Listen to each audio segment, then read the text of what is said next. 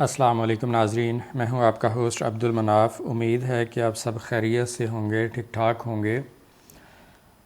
Pension इस्लाहात नाफज होने के बाद पेंशन में इजाफ़ा कैसे हुआ करेगा? बेसलाइन पेंशन क्या है? नेट पेंशन और बेसलाइन पेंशन में क्या फ़र्क है? नए पेंशनर्स की बेसलाइन पेंशन कैसे मालूम की जाएगी और मौजूदा पेंशनर्स की बेसलाइन पेंशन कैसे तय की जाएगी? क्या इस्लाहात के बाद पेंशन बहाली हुआ करेगी? पेंशन बहाली का बेसलाइन पेंशन में क्या किरदार होगा?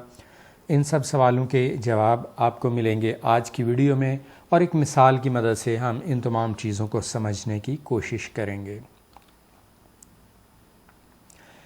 पेंशन इस्लाहात के ड्राफ्ट में एक पॉइंट है फ्यूचर इंक्रीज़ मेथडोलॉजी इन पेंशन, कि पेंशन में मुस्तकबिल में कैसे इजाफ़ा हुआ करेगा। इसका पहला पॉइंट है the net pension calculated at the time of retirement will be termed as baseline pension, कि रिटायरमेंट के वक्त जो नेट पेंशन कैलकुलेट की जाएगी उसे बेसलाइन पेंशन का नाम दिया जाएगा। अभी एक मिसाल की मदद से हम देखते हैं कि पहले फार्मूला लगा के जो पेंशन मालूम की जाती है उसे ग्रॉस पेंशन कहते हैं, और फिर उसका 65% मालूम किया जाता है उसे नेट पेंशन कहा जाता है। उसकी बिना पर माहाना पेंशन बनती है, तो उस नेट पेंशन को बेसलाइन पेंशन का नाम दिया गया। ये नई टर्म है जो इंट्रोड्यूस करवाई गई। नेट पेंशन के लिए बेसलाइन पेंशन की टर्म इस्तेमाल होगी। दूसरा पॉइंट है any increase in pension shall be granted on baseline pension, कि मुस्तकबिल में पेंशन में जो भी इजाफ़ा हुआ करेगा वो बेसलाइन पेंशन की बिना पर हुआ करेगा। यानी रिटायरमेंट के वक्त जितनी नेट पेंशन या बेसलाइन पेंशन बन गई, आइंदा इजाफ़ा उसी पर मिला करेगा। ये समझ लें कि आपकी इनिशियल पेंशन होगी उसी पर इजाफ़ा हुआ करेगा, आपकी जो करंट पेंशन होगी उस पर इजाफ़ा नहीं होगा, और वो इजाफे पेंशन में शामिल नहीं होंगे, कंपाउंडिंग नहीं होगी, बल्कि वो इजाफ़ा अलहदा एक एडहॉक के तौर पर रहेगा।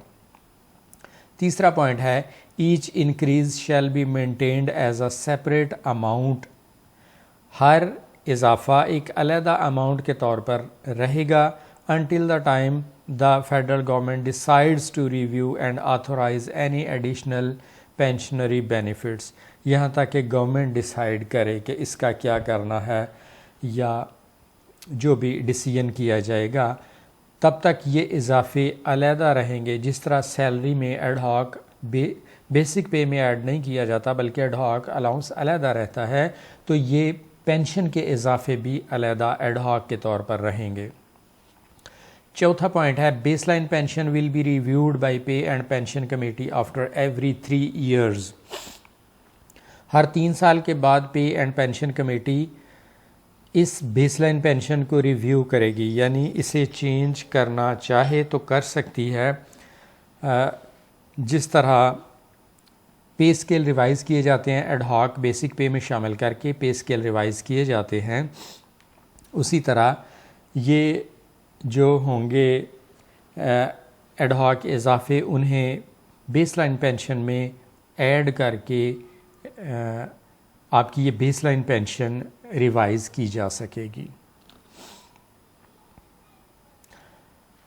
मज़ीद provided that the current pension of existing pensioners on the date of issuance of these amendments shall be considered as baseline pension, कि जो पेंशनर मौजूदा हैं, इस वक्त जो लोग पेंशन ले रहे हैं, उनकी बेसलाइन पेंशन तय करने का तरीक़ाकार यहाँ बताया गया कि जिस डेट को ये अमेंडमेंट्स लागू होंगी, ये इस्लाहात लागू होंगी, उस डेट को मौजूदा पेंशनर्स की जो भी पेंशन होगी उसे बेसलाइन पेंशन करार दे दिया जाएगा। Provided further that baseline pension is deemed to include restored commuted portion of pension as and when restored. अब यहाँ पर जिक्र आ गया पेंशन रेस्टोरेशन का, कि जो मौजूदा पेंशनर हैं इनकी पेंशन रेस्टोर हुआ करेगी, तो इनकी जब पेंशन बहाल होगी, रेस्टोर होगी, तो रेस्टोर होने के बाद जो पेंशन बनेगी उसे बेसलाइन पेंशन का नाम दिया जाएगा। यानी रेस्टोरेशन वाला जो पार्ट होगा उसे बेसलाइन पेंशन में ऐड किया जाएगा।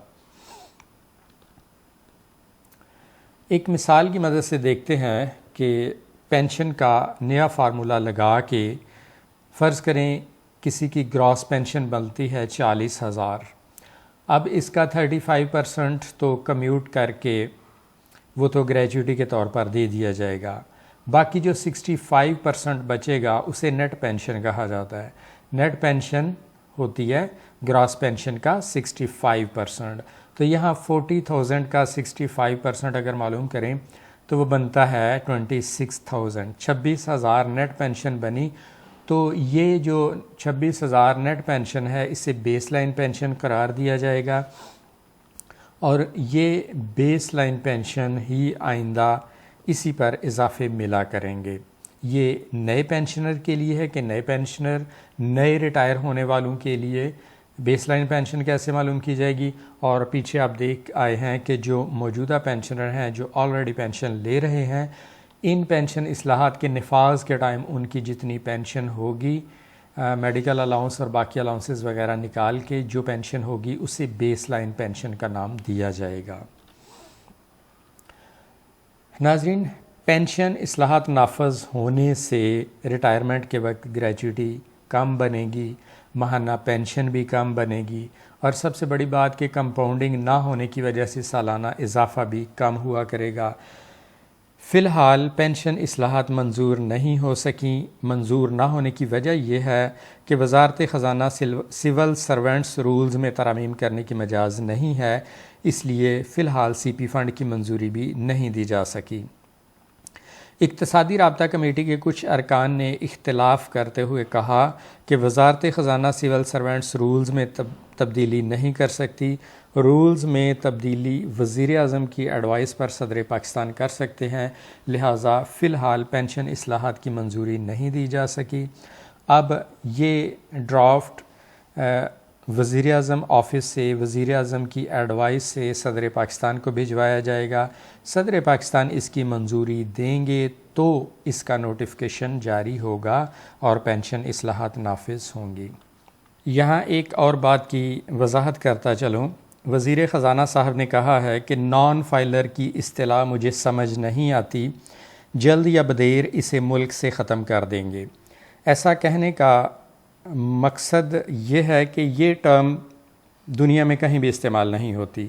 फ़ाइलर, नॉन फाइलर, लेट फाइलर, ये टर्म सिर्फ़ पाकिस्तान में इस्तेमाल हो रही है, दुनिया में कहीं भी ये टर्म इस्तेमाल नहीं होती, क्योंकि नॉन फाइलर्स पर बहुत ज़्यादा टैक्सेस हैं कि फ़ाइलर की निस्बत इनकी कटौतियाँ ज़्यादा हैं। तो टैक्स तो हर बंदा अदा कर रहा है, चाहे वो फ़ाइलर है, नॉन फाइलर है।